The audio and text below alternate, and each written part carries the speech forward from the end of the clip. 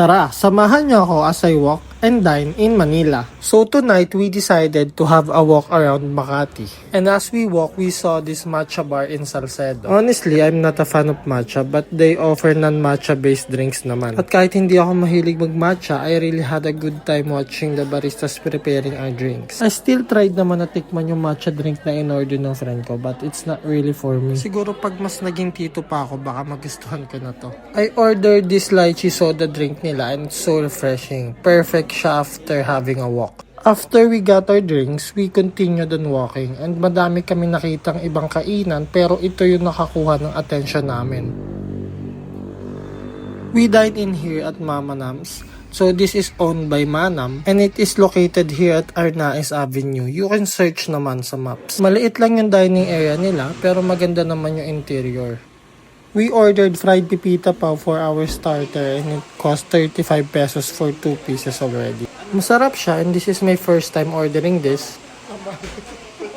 You can also dip it sa condensed milk and it really complements to the pipita pao.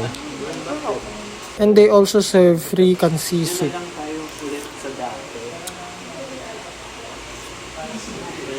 For our pansit, we ordered squid ink palabok for 155 pesos. For me, sa lahat ng in-order namin dito, ito yung pinakamasarap. You can really taste the squid ink and malambot yung pagkakaluto doon sa pinakapusit niya.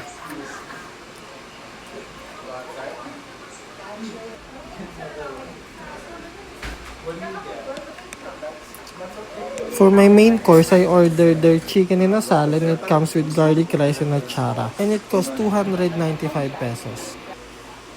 For me, it's just a bit salty but overall okay naman. And lastly, for dessert, we ordered their crepeyaya and Montecado ice cream for 130 pesos. Overall, it is a good experience and for me, I will rate it 7.5 out of 10 including the taste of the food and the place.